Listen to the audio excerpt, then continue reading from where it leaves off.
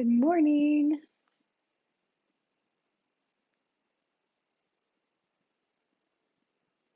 Good morning, guys. Happy Monday. Happy Monday of the last week that you have new content from your classes. That's something to celebrate, right? It's good stuff. Yeah. Let's do some math. We are on our last lesson, so maybe while we wait for other people to tune in because it's still 10 o'clock, um, we'll talk about the schedule. I just barely sent out the weekly schedule. I was a little late on that this week, but it's there now. So you should have it either in your email or the announcements on Canvas. So this is our last lesson that we're having, 10-4. And just to look into the future here, because we are cutting off school a little sooner than we would have normally, um, we are not going to have a test on Unit 10 by itself. So we're not going to have a Unit 10 test. Um, kind of in place of that, we're doing something we have to do, which is our semester or end of a semester like quiz test thing. So today we're doing our lesson. You have homework on this lesson that's due on Wednesday. Then on Wednesday, I'm going to have you, I'll do a little stream, I think, in the morning just to talk about the test and what's on it and what I expect and like the specifics. And then you have a review that's going to be specifically tailored to the end of semester test. So there's going to be things on this end of semester test that are from the whole semester. So that includes like trig and area and volume stuff and probability stuff. You might remember like our first end of semester test that we took. It only is about 16 points, I think, less than 20. I can't remember exactly. I haven't looked at it specifically yet. This is a test that I didn't create. It's one that our math specialist created. So basically, Canvas is really bad at grading it. Like when I write my tests, I'm really careful to like um, at least I do the best I can, but that there's only really one answer that's correct and there's no like wiggle room, in which way you can write it and that kind of thing. Her tests tend to be a little bit more open-ended, so Canvas just grades it all wrong because there's just no way that you can put in all the different possibilities as answers. So it's going to grade it terribly, and I'm going to regrade it, so don't stress out when you see the score that Canvas gives you. But also remember that this is less than half of what your normal tests are worth. So this is not going to make or break your grade this semester, and I would not worry about it. It's something that's more for us as teachers and as a math department than it is for you and your grade. So just to look into the future, today we're doing our last lesson. You'll have homework that's due on Wednesday. Then on Wednesday, I'm going to stream a little bit, talk about the end of semester test. And then on Friday, there will be no stream. You will just have all day to take the test whenever you're free. And it should be less than 20 questions. And you are allowed a note card, and that review will help because I'm going to make it so that it has the kind of questions that are on the test. Hopefully, I'm going to do my best. Um, Anyhow, that's just a look into the future a little bit. And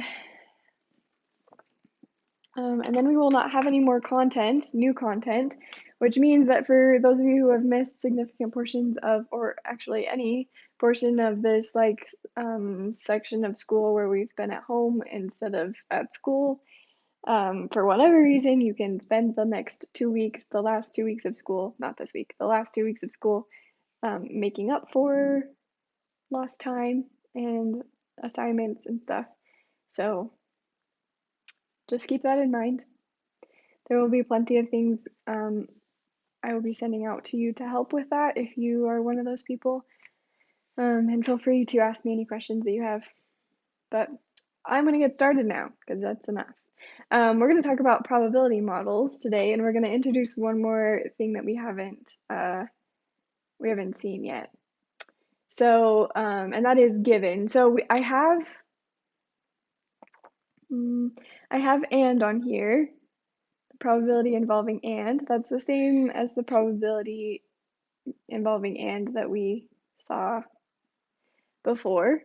You can use the same formula for it. um, yeah. So essentially, the probability involving and is it's basically what's the probability of both happening over the total possible outcomes. And given is something that can sometimes like linguistically be confused, but mathematically it's something different. This is the symbol for it. We use this little like vertical dash thing to say, and you would say the probability of event A, whatever that is, given event B. That's how you would read that math statement there. And actually, a lot of the questions, or not a lot, I guess some of the questions that we're going to be answering today are given questions, but they don't have this notation. It's just written out in words. So I'll talk about which ones those are and how I might write them out with symbols instead of words, because you might actually see this somewhere, this given thing. Anyway, the difference between and given, which is important, given changes the bottom of the fraction. So instead of having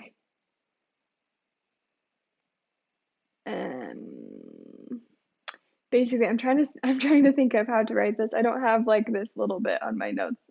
Anyway, so the probability of A given B is more like the probability of A happening when B has already happened.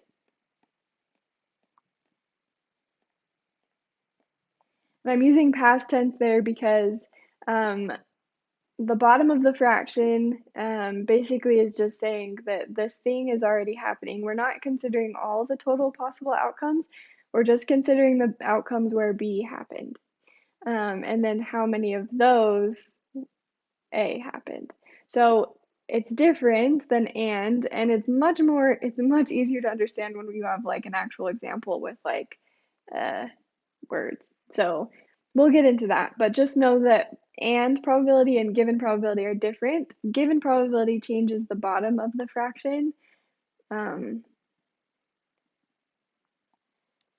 It's instead of like having the top change, which is what and does. So something to think about. We are gonna just do a couple problems, like a couple scenarios where we have a lot of questions to answer about that scenario, because this is the best way to like sort of talk about given and also talking about models, probability models. In other words, ways that we represent probability. A common way to represent probability is in like these tables. And so I just want to talk about really quickly what the scenario is and how to read this table, because I know it's like a lot of numbers and it's in a grid, so hard to read. So it says a survey was taken of 100 people's occupation and the type of vehicle they drive most often. The results are recorded below. So across the top, we have professions: teacher, lawyer, plumber, farmer. And down the side, we have car, van, truck, and then total. So we have types of cars. And basically, each of these numbers represents like the combination of those two things. So this number 18 here means that there was 18 lawyers who drive cars.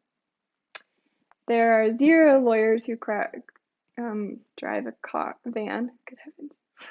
Must be Monday. There are 0 lawyers who drive vans and 2 lawyers who drive trucks.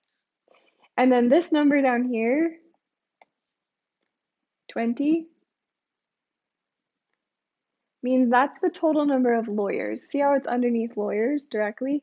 There are 20 total lawyers that we interviewed. So you might notice that 18 and 2, the two numbers that we have that drove different kinds of vehicles, add to be 20. So it works that direction. It also works the other direction. So there are, let me use a different color, blue. So there are 7 teachers who drive vans, 0 lawyers who drive vans, 18 plumbers who drive vans, and 1 farmer who drives a van. And then the total number of van drivers is over here, 26 is the total number of van drivers. And then this total down in the bottom corner that is attached to both totals, that's the total number of people we interviewed at all, which actually comes in the problem. It says 100 people were interviewed. So this is the total number of people that we interviewed, right? About their profession and their car driving habits.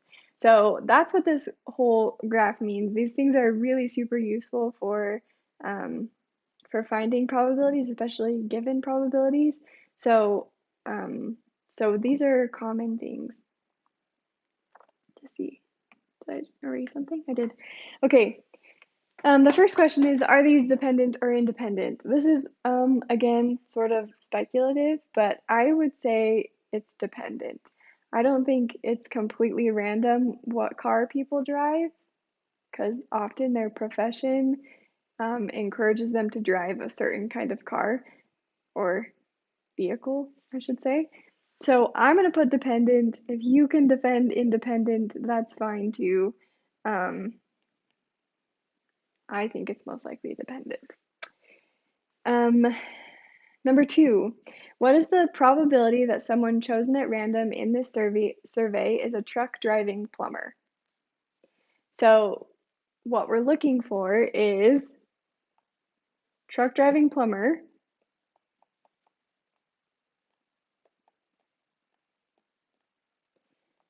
out of the total number of people interviewed, right? So a truck driving plumber we would find right here because it's under plumber next to truck, right? There are 6 plumbers that drive trucks. Out of a total of 100 people we interviewed, 6 of them were truck driving plumbers. So we have 6 out of 100, which gives us 3 out of 50 if we reduce it.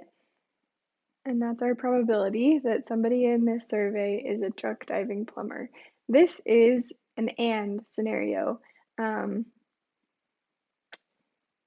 We are seeing how likely it is of both somebody driving a truck and being a plumber happening at once, truck driving plumber, out of the total possible people in the survey, right? So that's an and probability. Even though we are not seeing this notation necessarily, this is an and probability. And notice that we didn't use any formulas or anything with this and probability. We're just looking at the table to understand the model, the probability model, to understand this survey that was taken. So this is an and probability. Number 3, what is the probability that a truck driver in this survey is a farmer? So here we come to a different kind of probability, right? Because what we're looking for, and if this helps you, this is a good method to sort of decide exactly what probability you're looking for. Here it says we're trying to see how many truck drivers are farmers. So out of all truck drivers,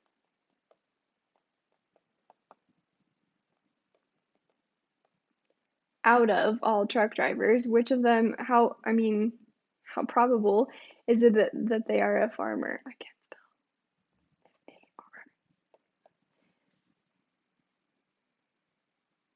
So in this scenario, we have changed the bottom of the fraction. This is a given kind of probability. because instead of looking at the total possible outcomes, we're looking at just the people that drive trucks. So if we were to reword this to say given, we would say, what is the probability that somebody is a farmer given that they are a truck driver? So the given part indicates that we're changing how many people we're looking at. We're like taking the total and we're shrinking it down to like only the truck drivers, right? So total number of truck drivers we would find right here. This is the total number of truck drivers. It's the total that's across from truck. So I already know that the bottom of my fraction needs to be 36 because that's the group of people I'm looking at is just truck drivers. And out of all of those, 24 are farmers. 24 farmers drive trucks. So that gives us quite a large probability. 24 out of 36 is significant. And 24 out of 36 reduces a lot because 12 goes into both of those numbers. So that's a 2 out of 3. 2 out of 3 chance in this survey that somebody who is a truck driver is a farmer. These are really important to read carefully because you could also ask a very similar question that has a very different answer. For example, like how many farmers, what's the probability that a farmer drives a truck? Which is the reverse, right? We're looking at the total number of farmers and how many of those drive trucks.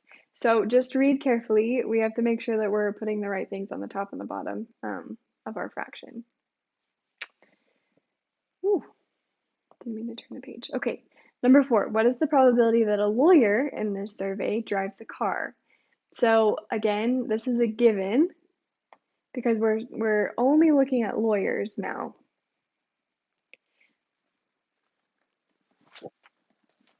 This is another given probability. We're saying how many lawyers out of all the lawyers who drives a car? How probable is it that they drive a car, right? So total number of lawyers can be found underneath lawyer in the total column, which is a 20. So I know the bottom of my fraction is 20. And then how many of those people drive cars? And that's this one, 18 of the lawyers drive a car, which is a very high percentage.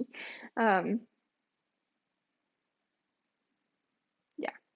So 18 out of 20 reduces to 9 out of 10. So 90% in this survey of lawyers drive cars. Number 5, what is the probability that a person in this survey drives a van? So we no longer have any given scenario. The given is just that they're in this survey, which isn't really, I mean, that is our total, right? So so we're saying out of all the people surveyed, who drives a van? So we're going to look at a bunch of totals here because the total number surveyed is 100, which means that's going to be our denominator. And then the total number of people driving a van is, 26. 26 people drive a van, which is a lovely 26 out of 100, which reduces to 13 out of 50. Not the nicest looking fraction, but we'll allow it. Number 6, according to this survey, which is more likely, a farmer driving a truck or a plumber driving a van? So this question requires us to do 2 given probabilities, right? We first need to figure out how likely it is that a farmer drives a truck, and then how likely it is that a plumber drives a van, and see which one is more likely. So let's just write out our fractions with words first. We're saying out of all the farmers, Who drives a truck? And out of all the plumbers,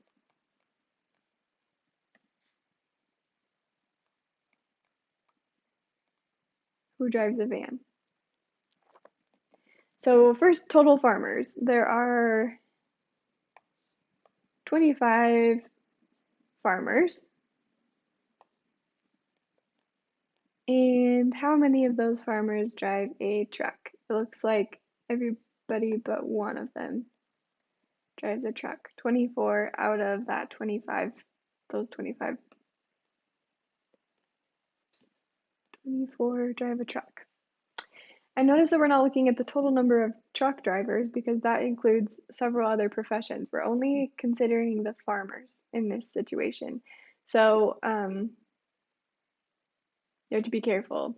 Out of all the farmers, just the farmers, we're ignoring everybody else. How many of those drive a truck? Same thing for the plumbers. How many just plumbers? There are 25 plumbers. Oh, look, it's the same denominator. That is very useful.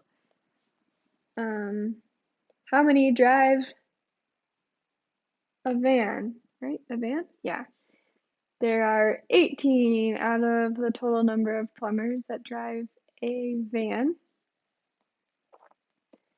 which gives us the fraction 18 out of 25. So clearly, it's more likely, the more likely scenario is a farmer driving a truck in this survey, according to the survey, of course. So our answer is a farmer driving a truck.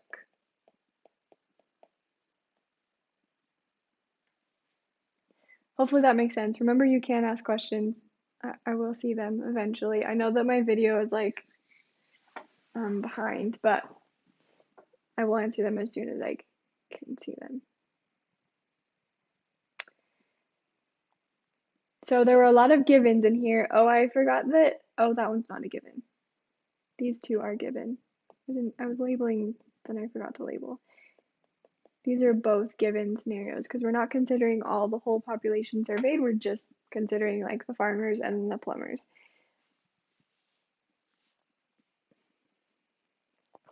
Okay.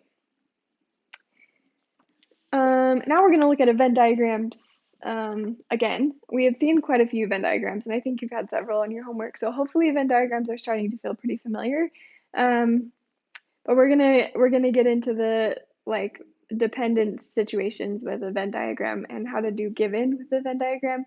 It's pretty much the same like plan as doing it with the table like before, but just looks different as it does with different kinds of models, right? So this one says a survey was taken of 89 foreign college students and what languages they speak fluently. They were asked which they could speak, French, Spanish, German, so they could speak multiple of those, of course, or none of them, if they could speak none of them. So let's just really quick digest this Venn diagram. I always forget this number out here. These guys, there's 20 guys out there, 29. Those don't speak any of these languages, French, Spanish, or German. They don't speak any of them. And then we have like 10 people that speak just Spanish. And then these people only speak Spanish and French, but not German. And these people speak French, Spanish, and German. So hopefully these start to make sense to get totals. For example, like if we were to try to figure out how many people speak French, just in general, no matter what other thing they speak, we would have to add all of the numbers inside of that highlighted area, all the numbers inside of the circle, because each of them are representing just that piece of the Venn diagram, not the whole thing. So yeah, I'm just gonna erase my notation so I can use it later. So first of all, the first question asks whether or not they're dependent. I'm gonna assume that they're dependent. Again, not that it really changes our math because we're just using a Venn diagram, but just for your, you know, for the sake of knowing, I guess. I would say these are dependent. I feel like some languages are more often spoke together than others, more likely to be spoken together.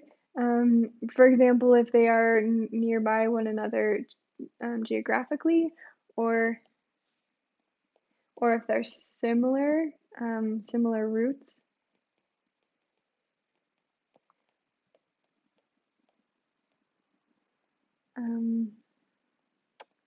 Yeah. I didn't look that up, like I don't know for sure, but I just feel like it's probably true. That's an E. Spoken together. Number 2, what is the probability that someone chosen at random in this survey is someone who speaks both Spanish and French? So our the bottom of our fraction is going to be everybody in the survey because that's what people were looking at.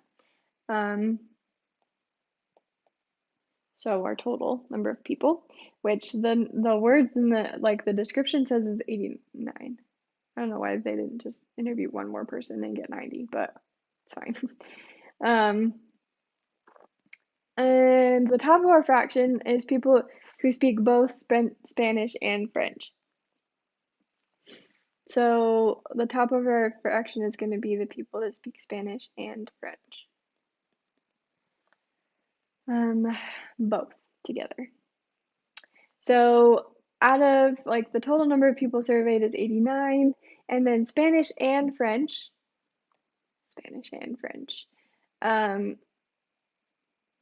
occurs in between these two Spanish and French circles. We're okay if they speak also German. That doesn't change this. We are not considering that in our probability. We're just talking about Spanish and French, which means that we're looking for that intersection between those two circles of the Venn diagram, which means we have to add 6 and 7 to get our top number, which is 13. My least favorite number, in case you're wondering. And that does not reduce, even sort of. So that's the probability that someone randomly in the survey speaks both Spanish and French. Number 3, what is the probability someone who speaks Spanish also speaks French? So notice in the wording of this question, we're saying that we don't care about everybody in the survey. We're only talking about people who speak Spanish. Again, I'll read it again really quickly. What is the probability that someone who speaks Spanish, so that's the total population we're looking at, also speaks French? So this is another given probability because we're changing the bottom of our fraction to match a different, a smaller population. So we have to figure out the total number of people who speak Spanish. And out of those, how many speak French? So we need a total on Spanish here. So we need to figure out how many people are in this whole circle. So we need to add 6 and 10 and 7 and 4. 16 plus 4 is 20, plus 7 is 27. Please tell me if I'm wrong. Total number of people speaking Spanish is 27. Out of those people, how many speak French? Again, we have this 6 and this 7 that also speak French. This almond shape in between the two circles, that's who speaks Spanish and also French, right? We already actually looked at that one because of the previous question. So that's 13 people speak French and Spanish out of everybody who speaks Spanish, right? So the top of our fraction is the same in this question as the previous question, but notice we changed the population, so the question felt a lot different, and the percentage is a lot different. 13 out of 27 is a lot larger of a fraction than 13 out of 89. So it's more likely that somebody speaks French out of all the people that speak Spanish than it is for somebody to speak both Spanish and French out of everybody, which makes sense. I don't know if my words make sense, but the math makes sense.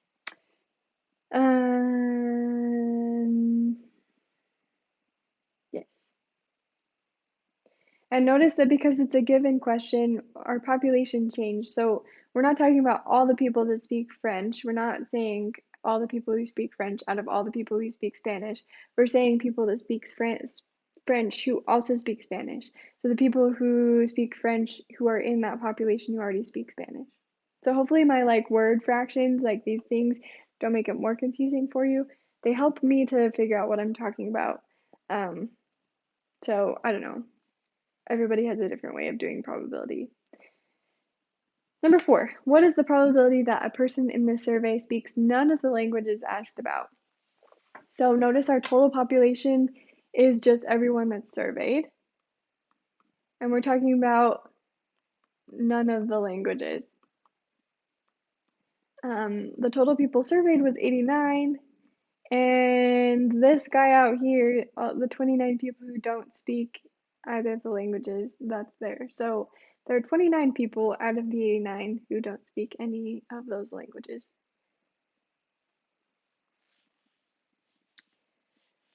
Number 5, what is the probability that someone surveyed speaks all 3 languages? This is another nice one because we don't have to do any adding, because the people who speak all 3 languages are these people in the middle.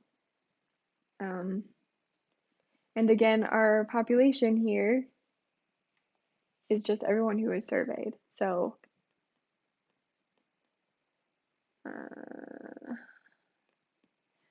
who speaks all the languages out of the people who were surveyed.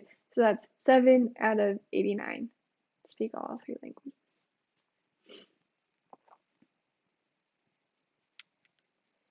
Number 6, what is the probability that a French speaker doesn't speak any other language? So first of all, notice that our population here is not everybody. It's people who speak French. French speakers, yeah?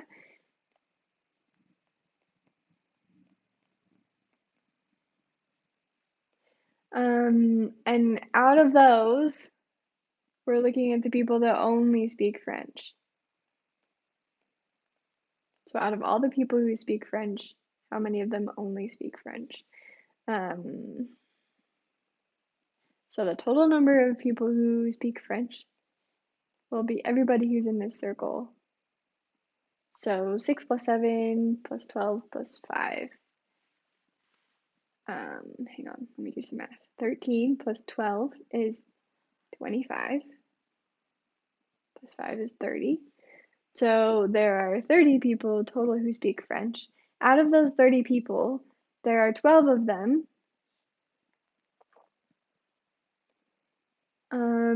that are in that part of the circle that doesn't overlap with any of the other languages, right? Those are the kids who only speak French and none of the other mentioned languages. So that would give us 12 out of 30, which reduces to 6 goes into both of them. 2 out of 5. So 2 in 5 French speakers only speak French. Don't speak any of the other languages. Number 6. According to this survey, which is more likely, a French speaker speaking another language or a German speaker speaking another language? So here we have kind of the opposite question as before. That's the one we just did. But it's also a more likely scenario. So we have to figure out 2 different probabilities and see which one is greater. So first of all, let's just do, I'm going to do it in different colors. So a French speaker speaking another language. So out of the total population of people who speak French, how many of those speak another language? So the total people who speak French, we actually just calculated that, right? Because of the previous question. That was 30 people who speak French. Out of those 30, all of the parts that intersect other circles is what we're looking at because we're trying to figure out how many of them speak another language in addition to French. So we have 6 plus 7 plus 5 because those are the 3 overlapping. Let me get my There you go. 6 plus 7 plus 5, it's those people. So 13 plus 5, 18. Yeah. So 18 people out of the 30 speak another language in addition to French, which reduces to 6 goes into both of those as well. So that's 3 out of 5. And now let's figure out how many people who speak German speak another language. So the population is the people who speak German. And out of those, who speaks another language? So German, we did not calculate the German total yet. So we have to add 16 plus 7 plus 5 plus 4. 16 plus 4 is 20. Plus 5 is 25. Plus 7 is 32. 32, yeah. So there are 32 total people who speak German. And then we're looking at this weird shape. All of the people in that shape that also speak a different language in addition to German. So we're adding 5 plus 7 plus 4. 5 plus 4 is 9, plus 7 is 16. 16 people out of the 32, which is exactly half. Half of the people that speak German also speak another language. So now to answer the question, which one of those is more likely? 3 out of 5 is more than half, right? Half of 5 is 2.5, 2.5. So 3 out of 5 is slightly more than half, which means that it's more likely for a French speaker to speak another language than for a German speaker to speak another language. So I'm not going to write that out because I'm being lazy, but this is the more likely, just by a little bit.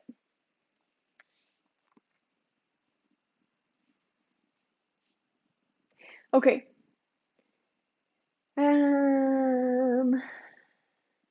Let's talk about frequency tables. So frequency tables are another, so we've done a Venn diagram one and then just a table representation of probability.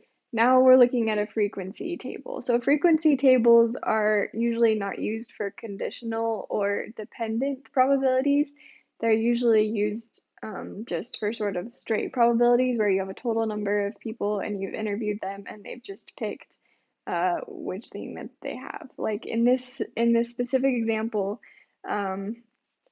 it's like how much education you got, high school degree, bachelor's, MBA, master's, law, no, or a PhD, right? Out of 40 people, they all just said which they had obtained.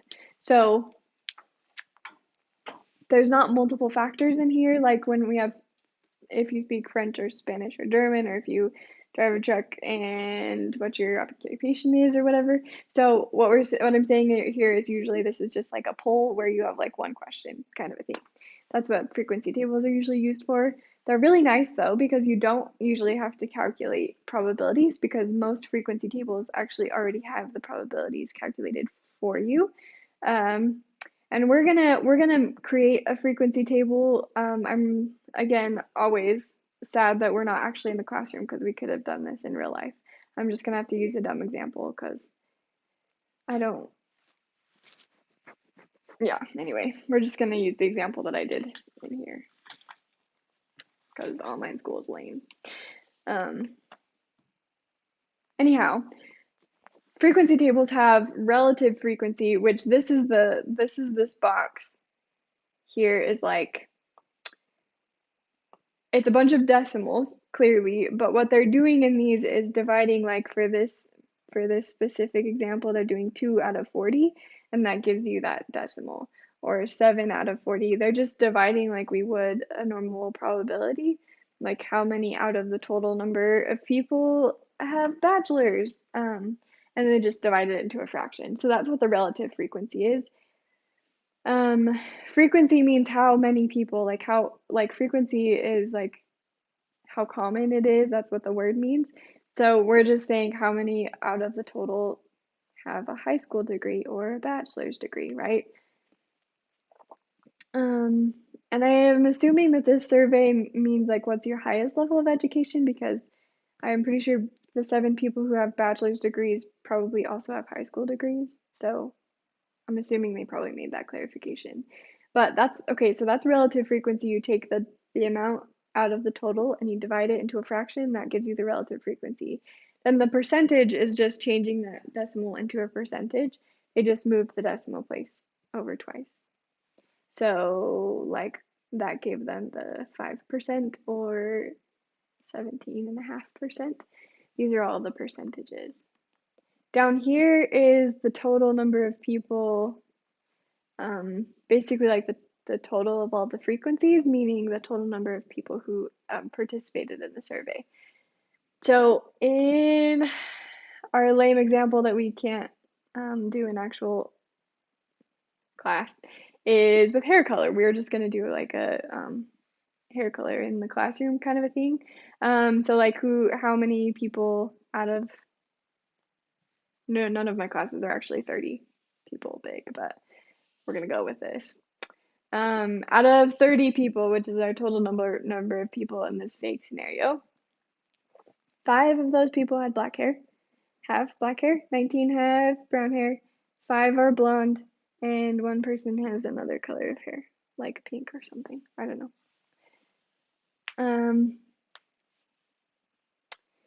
And then to calculate relative frequency, we would just divide in a fraction. So like 5 had black hair out of 30 people in the class, which reduces to 1/6, which we could keep going and make that a decimal. Actually, let's do that. I'm gonna just not reduce it and then make it a decimal. I think I have the decimals here. So correct me if my decimals are wrong. All you have to do to get decimals is just put this in the calculator, divide 5 by 30. I got 0.167 on that first one. 19 out of 30, a lot of brown hair. Is 0.633. 5 divided by 30, same percentage as before, 0.167. And 1 out of 30 is 0.033. And then to get a percentage, changing colors, you move the decimal place 2 to the right. So that gives us 16.7%, and that gives us 63.3%. We haven't done a lot of percentages in our probability, which, I don't know, I feel like percentages are sometimes easier to read than fractions for me. So if you're ever curious about what percentage a fraction is, you just divide it in a calculator and then move the decimal place 2 to the right. We talked about that in the first day that we did probability, but then we haven't used it really in our homework or anything, so that's just a reminder. On this one, notice that I moved it over and there was a 0 in front, so you don't need that. You don't need to say, oh, 3.3, you just need 3.3%. So very clearly the highest probability in this fake classroom of students is having brown hair. Maybe I'm biased because I'm boring and I also have brown hair. Anyway, a lot of people have brown hair anyway. Okay, so that's the end of the lesson, but I also wanted to talk about, I know that on your homework you had this question, and I know you guys hate me for giving you this question and forgetting to talk about doing probability trees, because I didn't realize that was such a common thing on MathSpace when I wrote this unit. So we're going to talk about probability trees, because they occur on your homework tonight, and they are actually a really cool tool, especially when you're calculating conditional probability. Probability trees. So in your homework example, what they had was flip a coin So here's my coin. We're going to flip a coin and then spin this spinner, which has certain colors and certain percentages on this circle, right? So, so the probability tree would start with the coin, and it branches off from a central point, right? So one of two things can happen. Either you get a heads or a tails on that coin flip, right? And the percentage on that, if you have a normal coin, if it doesn't have like gum stuck to one side or something, is 1/2, right? It's got half a probability for both heads and tails. And then each of those, say like now you've flipped your coin and you got heads, and you're about ready to, oh no, there you go. And you're about ready to spin the spinner. You now have 3 different possibilities. You could either get red, blue, or yellow. And actually that could happen as well when you get tails, right? You still, if you had tails, you still have 3 possibilities. You have red, blue, or yellow. And now our job is to calculate the probability of getting red, blue, and yellow, which probably is the hardest part of this problem that you had on MathSpace because it's like not super clear.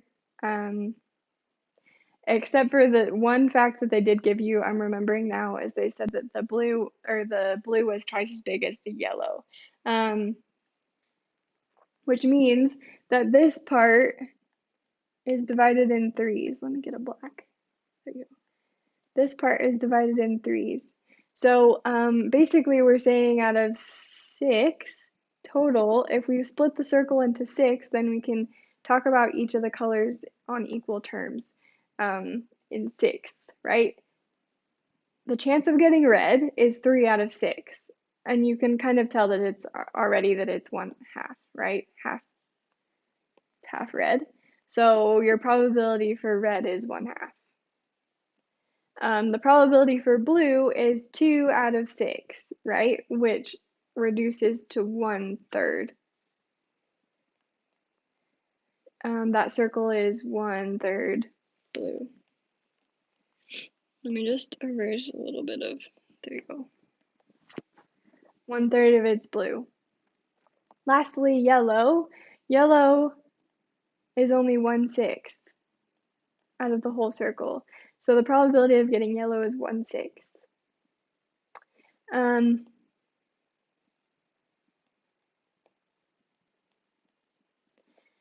And it's the same for, of course, if you got tails, like getting tails first does not influence what you get on a spinner. And then once you have this tree, it's actually quite useful because remember when we were saying and probabilities just mean you multiply the 2 probabilities. So like say we're trying to figure out the probability of getting heads and blue. We know that you just multiply the probability of getting heads and the probability of getting blue. So essentially if you're looking at a probability tree, you can follow a certain line of probability. You can follow the heads, which gives you half a probability, and then the blue, is that what I said? Yeah, heads and blue give you the probability you're looking for, which means you just multiply this number and this number to get the probability of getting heads and then blue. Which is why these are useful, and maybe why MathSpace loves them. I don't know. Probability of getting heads is half, and the probability of getting blue is 1/3, which gives us 1. Remember, when you're multiplying fractions, you multiply across the top and then across the bottom. So that gives me 1/6. That's the probability of getting heads and then a blue on the spinner, which works for any combination of these different elements of the probability. So you will, I believe, see this on your homework tonight. It's a different probability tree, and they'll ask you to make it.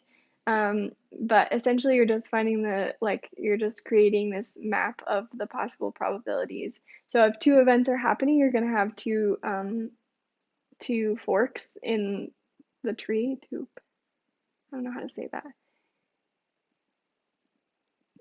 I don't know. Anyway, two places where it branches off, right? So like the first place we had our first event, which was flipping a coin. It was heads and tails. So that gave us our first little branching. And then the second occurred when we spun the spinner, and that gave us red, blue, yellow on both of the points where we ended previously. So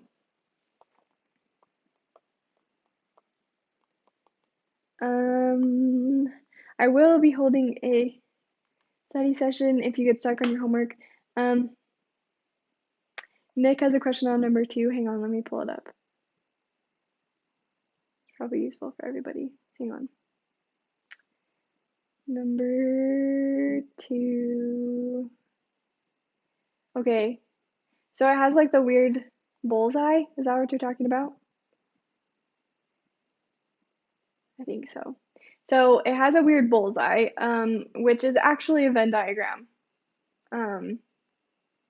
It's just that everything is inside each other. This is a Venn diagram. So basically all of A is inside of B. So it is a Venn diagram. They just don't overlap the normal way. This one says shoppers are surveyed about how much they spend on groceries each week. Essentially, if you have spent $400, you've also spent $200. Does that make sense? So you're both, so if you're in category A, you're also in category B because you've spent at least, oh no, wait. Let me read the question. It says 414 spent less than $200 each week. Set A. 819 spent less than $400 each week. Okay, yeah. So if you've spent less than $200, excuse my previous explanation, it's actually less than, but it makes sense still. If you spent less than the $200 a week, say if I spent $100 a week, then I would be in category A, but I would also be in category B because I still spent less than $400, right? $100 is still less than $400. So Venn diagram, just it's like inside of each other. So the value inside of set A would just be whatever 414 or however many people yours says are inside the smallest category. And then the value of Y, just be careful because Y is the people that are in category B but not in category A. So you have to subtract category A people from category B, which in mine is 414 and 819. So I would be subtracting 414 from 819 to figure out how many people are not in category A but are in category B. And then same thing for the outside, you would have to subtract both set A and set B from the total. Oh, but it gives you that number actually. It actually gives you over 400. So cool. I will start a study session. Good heavens. At some point today, I try to keep it before noon, or about then. So I probably started at 11:30 or so. I need to take roll and stuff before that and upload everything. So forgive me if I'm a little later than that. But again, I just want to remind you that if you have questions, I'm always available over Google Hangouts or email.